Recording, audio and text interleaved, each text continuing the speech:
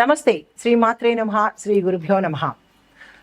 విశ్వావసు నామ సంవత్సర ఫిబ్రవరి మాస ఫలితాలు మేషాది ద్వాదశ రాశుల వారికి, అన్ని రంగాల వారికి గ్రహస్థితి, గ్రహాల యొక్క పరిభ్రమణ, రంగాల వారీగా అంటే ప్రతి ఒక్క రంగం వారికి వివరాలతో పాటు అంటే పరిణామాలు, పరిహారాలు, సూచనలతో పాటుగా ఎలా ఉండబోతోంది అనే అంశంతో గ్రహాల స్థితి. సూర్యుడు మకర రాశిలో అంటే జనవరి 14 నుంచి ఫిబ్రవరి 13 వరకు మకర రాశిలో సంచరిస్తున్నాడు. తదుపరి కుంభరాశిలోకి ఫిబ్రవరి 13 నుంచి మార్చి 15 వరకు కుంభరాశిలో సంచరిస్తాడు. చంద్రుడు ప్రతి 2.5 రోజులకు తన యొక్క రాశిని మార్చుకుంటూ ఉంటాడు. కాబట్టి అన్ని రాశుల మీద చంద్ర ప్రభావము ఎక్కువగా ఉంటుంది. శుక్రుడు మీనరాశిలో, మంగళుడు కుంభరాశిలో, బుధుడు మకర రాశిలో, గురుడు మేషరాశిలో, శనీశ్వరుడు కుంభరాశిలో, రాహు మేషరాశిలో, కేతు తులారాశిలో, ఇలా గ్రహాలు తమ తమ యొక్క గ్రహస్థితులను మార్చుకుంటూ ఆయా రాశుల మీద వారి యొక్క ప్రభావాన్ని చూపిస్తూ ఉంటారు. ముందుగా సూర్యుడు మకర రాశిలో జనవరి 14 నుంచి ఫిబ్రవరి 13 వరకు సంచారం చేస్తాడు. తదుపరి కుంభరాశిలో ఫిబ్రవరి 14 నుంచి మార్చి 15 వరకు తన సంచారాన్ని చేస్తాడు. తర్వాత చంద్రుడు ప్రతి 2.5 రోజులకు ఒకసారి తన యొక్క రాశిని మారుతూ ఉంటాడు. కాబట్టి ఈ యొక్క చంద్రగ్రహ ఫలితాలు ప్రతి రాశి మీద తన యొక్క ప్రభావాన్ని చూపిస్తాడు. తదుపరి శుక్రుడు మీనరాశిలోను, మంగళుడు కుంభరాశిలోను, బుధుడు మకర రాశిలోను, గురుడు మేషరాశిలోను, శనీశ్వరుడు కుంభరాశిలోను, రాహువు మేషరాశిలోను, కేతు తులారాశిలోను సంచారం చేస్తుంటాడు. పని రాశి వృశ్చిక రాశి. ఈ రాశి యొక్క గ్రహ ప్రభావము మంగళుడు 4వ స్థానంలో ఉండడం వల్ల ధైర్యము, సంతోషము, ఆర్థిక పరంగా, ఐశ్వర్యపరంగా కూడా చాలా చక్కని ఫలితాలను ఇవ్వబోతున్నాడు. విద్యార్థులకు చూసినట్టయితే కనుక కష్టపడితేనే కానీ వీళ్ళు విజయాన్ని సాధించే అవకాశం కనపట్టలేదు. ఏ రంగంలో ఉన్న వాళ్ళైనా అంటే సైన్స్ అండ్ టెక్నాలజీ డిపార్ట్మెంట్లో పనిచేసే చదువుకునేవారు, డాక్టర్ చదివేవాళ్ళు, మెడిసిన్ అంటే ఇంజనీరింగు, డాక్టరు, తర్వాత టెక్నాలజీ పరంగా ఏ చదువుకున్న అంటే ఏ కేడర్లో చదువుకున్న వాళ్ళకైనా మిశ్రమ ఫలితాలు గోచరిస్తున్నాయి. కొంతమంది క్యాంపస్ సెలక్షన్స్లో సెలెక్ట్ కాని పరిస్థితి, విదేశాలకు వెళ్ళాలి అని అనుకున్న వాళ్ళు గతంలో కనుక ప్రయత్నాలు చేసి ఉంటే రిజెక్ట్ అయ్యే పరిస్థితి గోచరిస్తోంది. కొంతమందికి మాత్రమే, కొంతమందికి ఆ అవకాశాలు దక్కేది గోచరిస్తోంది. ఆ దిశగా మీరు నిరాశ పడకండి, తగిన ప్రయత్నాలు మళ్ళా పునఃప్రారంభించండి. ఉద్యోగస్తులకు పదోన్నతులు జరిగే అవకాశము, మీ పదవులు పెరగడంతో పాటు ప్యాకేజ్ పెరుగుతుంది.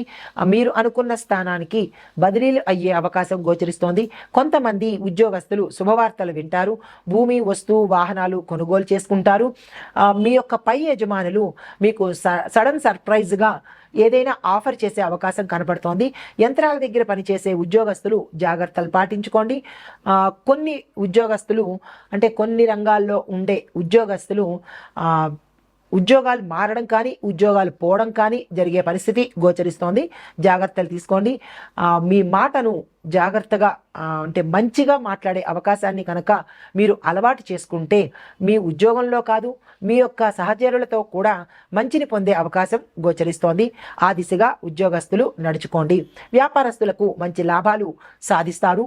దీనితో పాటుగా పెట్టుబడులు పెట్టాలన్నా, విస్తరణ చేసుకోవాలన్నా, లేదా భాగస్వామ్య ఒప్పందంకి ఏర్పాట్లు చేసుకోవాలన్నా, పాత భాగస్వామ్యాన్ని రద్దు చేసుకోవాలన్నా కానీ ఈ మాసంలో ప్రథమార్థాన్ని వదిలేయండి. ద్వితీయార్థంలో కనుక మీరు ఏ ప్రయత్నాలు చేసుకున్నా దానివల్ల విశేషమైన లాభాలు గోచరిస్తోంది. ఇది వ్యాపారస్తులకే కాదు, వాణిజ్యపరంగాను, పారిశ్రామిక పరంగాను, తరువాత కాంట్రాక్టుదారులకు కూడా ఇదే వర్తిస్తాయి. కాంట్రాక్టుదారులు కొత్త కాంట్రాక్టుల మీద సంతకాలు చేయాలన్నా, లేదు అంటే టెండర్లు వేసుకుంటారు కొంతమంది. ఆ టెండర్లు వేయాలన్నా మీ యొక్క జాతక పరిశీలన చేసుకుని ఏ సమయం అనుకూలము అనేది విశ్లేషణ చేసుకుని అప్పుడు మీరు టెండర్లు వేసినట్టయితే కనుక అవి మీకే పలికే అవకాశం గోచరిస్తోంది. కాంట్రాక్టుదారులకు ఇది ప్రత్యేకంగా చెప్పదగిన సూచన. అయితే ఐటీ రంగం వారికి చూసినట్టయితే కొత్త కొత్త ప్రాజెక్టులు తీసుకుంటారు, విజయవంతమవుతాయి. ఎంఎన్సి కంపెనీలోను, ఐటీ రంగంలోను, సిఆర్ఎం అంటే కస్టమర్ రిలేటెడ్ డిపార్ట్మెంట్లో పనిచేసే వాళ్ళకి చాలా విశేషమైన లాభాలు, పదోన్నతులు, మీ మాటకు గౌరవంతో పాటుగా మీ యొక్క ప్యాకేజ్ పెరిగే అవకాశము, క్యాడర్ మారే అవకాశం కనపడుతోంది. మరికొంతమంది ఐటీ రంగంలో ఉన్న వాళ్ళకి విదేశాలు వెళ్ళే అవకాశము, అది కూడా మీ యొక్క కంపెనీ యజమానులే మిమ్మల్ని పంపించే అవకాశము, మీ యొక్క అంటే నడవడికని అనుకోండి, మీ యొక్క పనితనాన్ని గుర్తించి, నైపుణ్యాన్ని, స్కిల్స్ని గుర్తించి మీ పేరును వాళ్ళు రిఫర్ చేస్తారు. తరువాత రియల్ ఎస్టేట్ రంగంలో ఉన్నవారికి అంతగా బాలేని పరిస్థితి గోచరిస్తోంది. ప్రథమార్థంలో నిరాశకు గురి అవుతారు, ఒకంత నష్టాలు వచ్చే అవకాశం ఉంది. తరువాత మీ వ్యాపార విస్తరణ జరగకపోగా వెంచర్లు అలాగే అమ్ముడు కాకుండా నష్టాన్ని తెచ్చిపెట్టే దిశ కనపడుతోంది. ఇది మీరు గతంలో చేసిన తప్పిదము ఇప్పుడు అనుభవించే పరిస్థితి గోచరిస్తోంది. ఇప్పుడైనా జాగ్రత్తలు కనుక పాటించుకొని కొన్ని అంశాలను దృష్టిలో పెట్టుకొని కనుక చేసినట్టయితే ఉత్తర ఇటువంటి పరిస్థితి మళ్ళా పునరావృతం కాకుండా జాగ్రత్తలు తీసుకున్న వారు అవుతారు. రియల్ ఎస్టేట్ రంగంలో ఉన్నవారు, మార్కెటింగ్ పీపుల్ ఎలా ఉన్నారో స్తబ్దుగా అలాగే ఉండండి తప్ప కొత్తగా ఏదో చేసేద్దాము, ఏదో టార్గెట్లు పెట్టేసుకుందాము అని కనుక చేసినట్టయితే ఉన్న పరిస్థితి కన్నా ఊడిపోయే పరిస్థితే ఎక్కువగా గోచరిస్తోంది. జాగ్రత్తలు పాటించుకోండి. కళారంగంలో ఉన్న వారికి మీ యొక్క ప్రతిభను గుర్తిస్తారు. కాకపోతే పారితోషికంలో మునుపున్నట్టే ఉంటుంది తప్ప కొత్తగా ఏమీ మార్పు అనేది లేదు.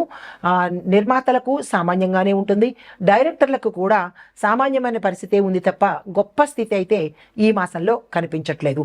వ్యవసాయదారులకు పంటల దిగుబడిలో పురోగతి కనిపిస్తోంది. మీ పంటలు చాలా చక్కగా పండుతాయి. మార్కెట్లో వాటికి విశేషమైన ధర పలికి మీకు మానసిక ఉల్లాసాన్ని కలిగిస్తాయి. ప్రతి ఒక్క రైతు సంతోషించేటట్టుగా ఉంది. క్షేత్రవృద్ధి కనపడుతోంది. పశువృద్ధి అంటే పశువులను కూడా మీరు కొనుక్కునే అవకాశము, దానితో పాటు వ్యవసాయ పనిముట్లు కూడా కొనుక్కుంటారు. ప్రభుత్వం నుంచి సహాయ సహకారాలు మీరు అనుకున్న సమయానికి అందుబాటులోకి వస్తాయి. రైతులకి ఇది చాలా చక్కని మాసము. మీరు ఏ ప్రయత్నం చేయాలన్నా ఈ మాసంలో చేసినట్టయితే కనుక విశేషమైన రాబడి, విశేషమైన పంటలు పండే అవకాశం కనపడుతోంది. కాకపోతే ఇక్కడ ఒక సూచన ఏంటంటే మీరు వాతావరణాన్ని దృష్టిలో పెట్టుకుని ఏ పంటలు వెయ్యాలి అనే అంశాన్ని జాగ్రత్తగా పరిశీలన చేసుకున్నట్టయితే కనుక మీ పంటకి ఎటువంటి ఢోకా లేదు, మంచి ఆదరణ లభిస్తుంది. తద్వారా గిరాకీ కూడా పెరిగే అవకాశం గోచరిస్తుంది. ప్రత్యేకించి ఆక్వాకల్చర్లో ఉండే వారికి, ఆక్వాకల్చర్కి సంబంధించినటువంటి వ్యాపారం చేసే వారికి జాగ్రత్తలు తీసుకోండి. ఎందుకంటే మీ యొక్క అంటే ఆక్వాకల్చర్లో ఉండే ఏవైతే ఉంటాయో వాటికి నష్టం వాటిల్లే అవకాశం కనబడుతోంది. దాని గురించి పెట్టుబడులు పెట్టడం కానీ లేదా విస్తరణ చేయాలన్నా కానీ ఆక్వాకల్చర్ డిపార్ట్మెంట్కి సంబంధించే వాళ్ళు జాగ్రత్తలు పాటించుకోండి. తదుపరి ఈ రాశిలో ఉండే స్త్రీలకు చూసినట్టయితే విపరీతమైన మంచి అంటే ఆర్థిక పరంగా అనుకోండి, వస్తువాహనాలు కొనుక్కుంటారు, ఆభరణాలు కొనుక్కుంటారు, కుటుంబంలో మంచి వాతావరణం, అన్యోన్యమైన వాతావరణం గోచరిస్తోంది. అనారోగ్యంగా ఉన్న స్త్రీలు కూడా ఈ మాసంలో ఆరోగ్యంగా ఉండబోతున్నారు. ఎటువంటి అనారోగ్య సూచన అస్సలు కనపట్టలేదు. అది కూడా కొంతమందికి ఎందుకు అంటే మీ యొక్క ఆహారపు అలవాట్లే మీ అనారోగ్యాన్ని పాడు చేస్తాయి. కాబట్టి జాతక పరంగా ఎటువంటి అనారోగ్యాలు లేవు, కానీ మీ యొక్క ఆహారపు అలవాట్ల వల్ల అనారోగ్య సూచన మీకు మీరే తెచ్చుకున్న వారు అవుతారు. కాబట్టి దాన్ని మీరు జాగ్రత్తలు పాటించుకోండి. గ్రహస్థితి రీత్యా ఎటువంటి అనారోగ్యాలు లేవు. తర్వాత ఈ రాశిలో ఉండే స్త్రీలు ఏ రంగంలో ఉన్నవారికైనా సరే విశేషమైన ఆదరణతో పాటు మీ పేరు ప్రఖ్యాతలు పెరగడంతో పాటు మీ క్యాడర్ కూడా పెరిగే అవకాశము, తద్వారా ప్యాకేజ్ పెరిగే అవకాశం గోచరిస్తోంది. వివాహం కాని వారికి ఇది చాలా చక్కని అనువైన కాలము. ఆ దిశగా ప్రయత్నం చేయండి. సంతానం కోసం ప్రయత్నం చేసేవారు ప్రతి మంగళవార నియమాలు పాటించండి. అంటే మాంసాన్ని స్త్రీలు తీసుకోవద్దు. తరువాత ఏకభుక్తం చేయండి. రెండో పూట భోజనం చేయకండి. పొద్దున్న పూట తప్పనిసరిగా సుబ్రహ్మణ్యేశ్వర స్వామి ఆలయానికి వెళ్ళి అక్కడ ముడుపు కట్టుకోవడము, తరువాత అక్కడ ఉన్న స్వామివారికి అభిషేకం కనుక చేసుకొని మీ యొక్క సంకల్పాన్ని చెప్పినట్టయితే కనుక సంతానపరంగా ఏర్పడే అడ్డంకులు తొలగిపోతాయన్నమాట.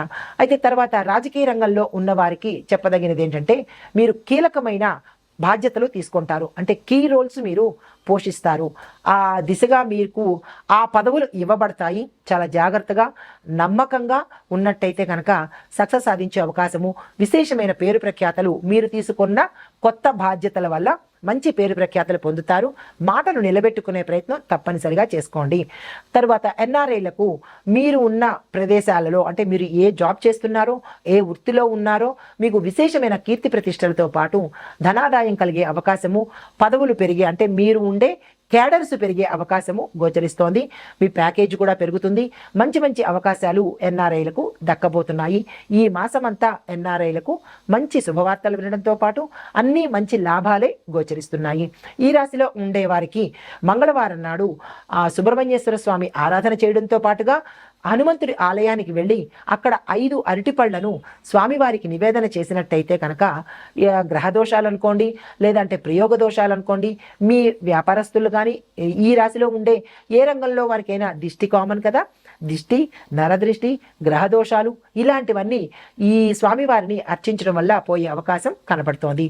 తర్వాత గోశాలకు ఏదైనా మీ వంతు దానంగా ఇచ్చినట్టయితే కనుక మంచి ఫలితాలు పొందే అవకాశము.